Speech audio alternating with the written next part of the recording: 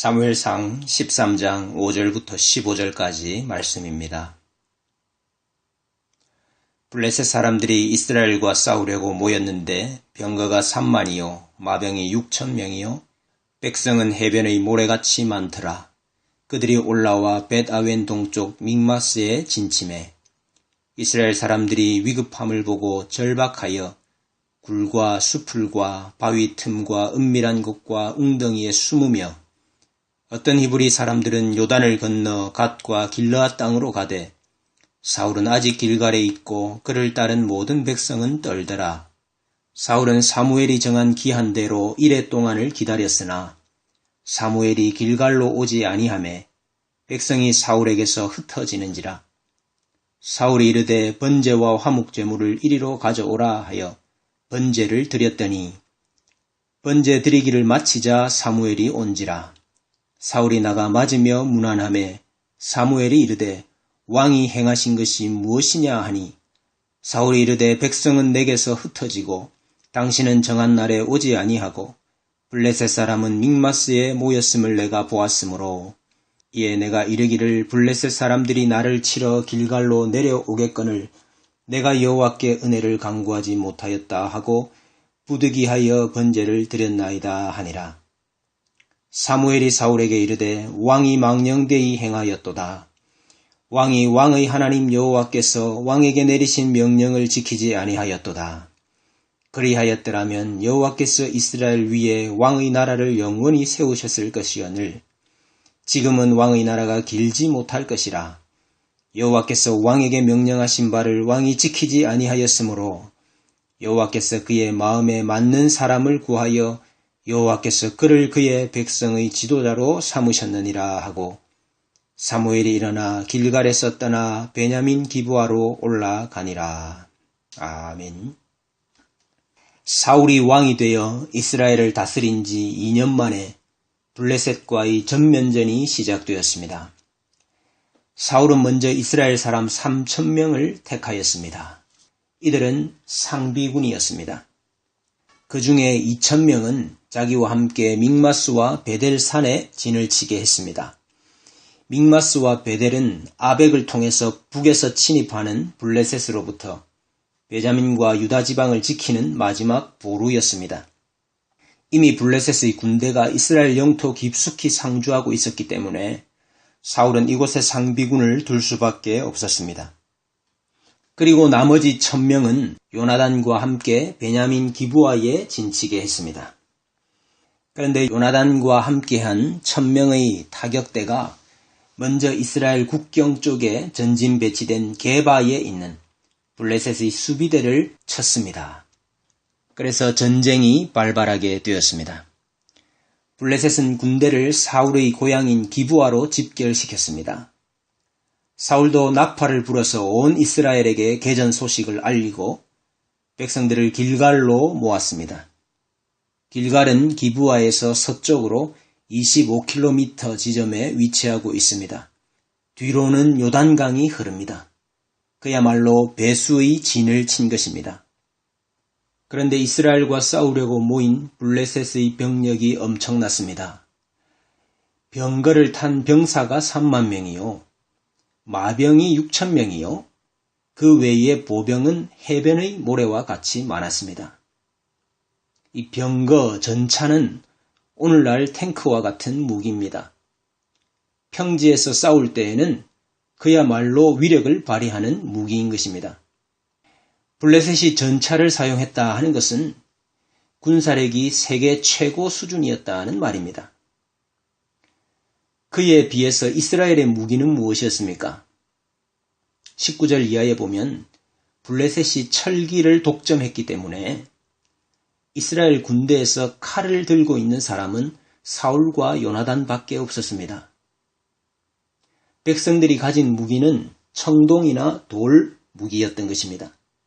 기껏해야 집에서 쓰던 농기구, 괭이나 삽이나 삼지창이나 도끼 같은 것들이었습니다. 말이 군대고 군사지 변변한 무기 하나조차도 없는 상황이었던 것입니다. 상황이 이렇게 되자 백성들은 절망하기 시작했습니다. 두려워하기 시작했습니다. 굴과 수풀과 바위 틈과 웅덩이 속에 숨을 곳이 있는 곳이라면 가리지 않고 숨어버렸습니다. 또 일부 군사들은 요단강을 넘어서 갓과 길르앗 땅으로 도망해버렸습니다. 일종의 탈영입니다. 배수의 진이 무색하게 되었습니다. 그런데 사울은 이러한 형편에서 아무 일도 못하고 앉아 있습니다. 왜냐하면 사무엘이 오겠다고 한 기한이 있었기 때문입니다. 사무엘이 오면 뭘 하겠습니까? 하나님의 뜻을 묻고 그의 말씀을 듣고 전쟁을 치르겠지요. 즉 사무엘이 오는 것을 기다린다 하는 것은 하나님의 말씀을 기다린다 하는 의미인 것입니다. 하나님의 뜻을 기다린다는 것입니다.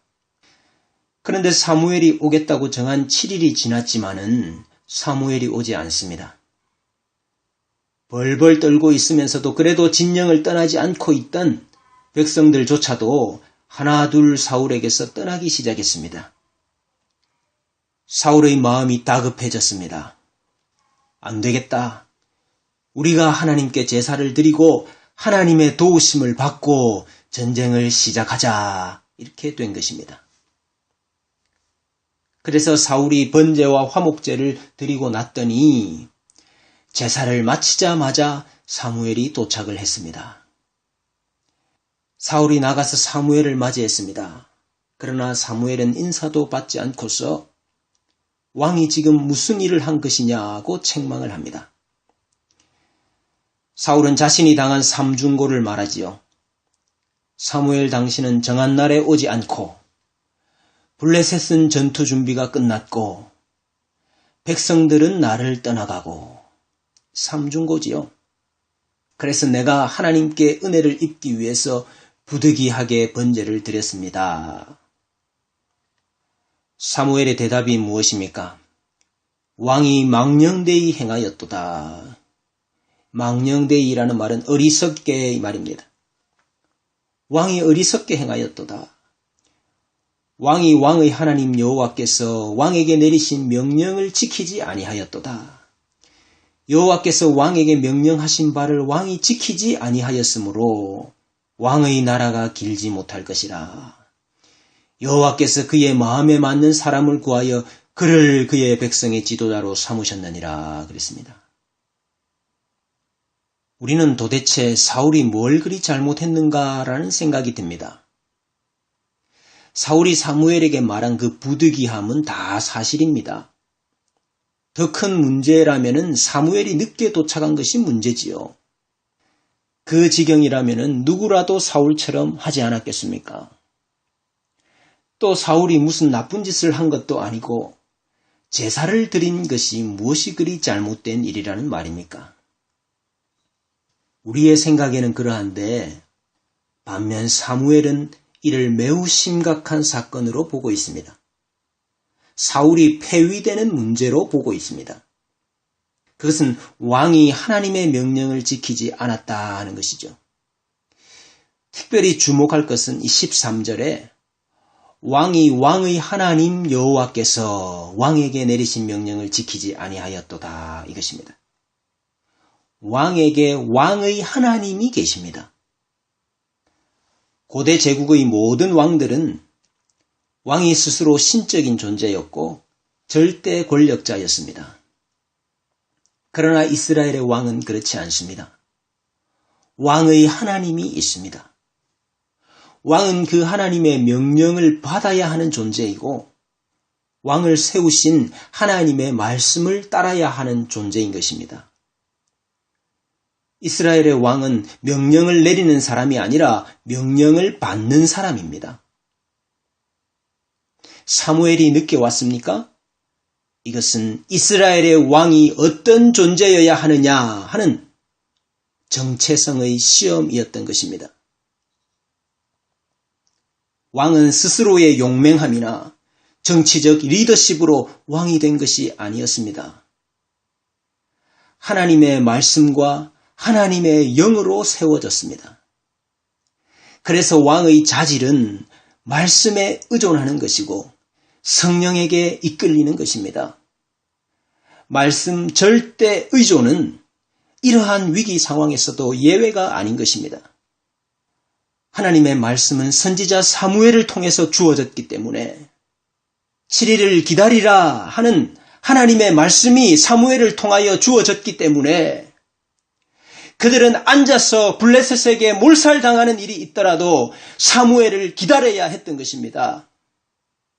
그것이 말씀 절대 의존이지요. 그런데 사무엘의 눈에는 전차로 중무장한 블레셋 군대가 보였습니다. 귀에는 백성들의 소리가 메아리치고 있었지요. 왕을 달라 했을 때의 백성들의 요구가 무엇이었습니까? 우리도 다른 나라들 같이 우리의 왕이 우리를 다스리며 우리 앞에 나가서 우리의 싸움을 싸워야 할 것이니이다. 왕이 우리 앞에 나가서 우리의 싸움을 싸워야 할 것입니다 하는 그 백성들의 목소리가 메아리쳐 옵니다. 사울의 지도력과 리더십을 시험하고 있는 백성들의 눈빛이 따갑습니다. 그런데다가 하나님은 왜 시간을 안 지키시는 겁니까? 딱딱 맞추어서 제때에 일을 안 하시고 왜 기다리라 해놓고는 답이 없으십니까? 사울의 잘못이 무엇입니까? 여호와 앞에서 명령을 받아야 하는 왕이 백성을 휘어잡기 위해서 전쟁에서 살아남기 위해서 하나님의 명령을 받지 않은 상태로 스스로 백성을 제어하려고 한 것입니다. 스스로 전쟁을 개시하려고 한 것입니다. 말씀 절대 의존이라는 왕의 정체성을 상실한 것입니다. 우리에게는 이런 시험이 없겠습니까? 전차 군단의 블레셋이 눈에 보이십니까? 강을 건너 도망하고 있는 백성들의 모습이 보이십니까? 눈을 감으십시오. 백성들의 초조함과 두려움과 원망이 귀에 들리십니까? 귀를 막으십시오. 하나님이 일하실 시간인데 자꾸 시계가 봐지십니까? 시계를 풀어놓으십시오. 하나님은 우리에게 이렇게 묻고 계십니다. 네가 하는 일이냐? 내가 하는 일이냐? 너는 명령을 내리는 자이냐? 명령을 받는 자이냐? 너는 하나님의 말씀에 얼마나 의존적이냐? 이것을 묻고 계십니다. 하나님의 이 물음이 들리지 않으십니까? 우리에게는 오직 말씀 절대 의존적인 믿음만이 요구될 뿐입니다.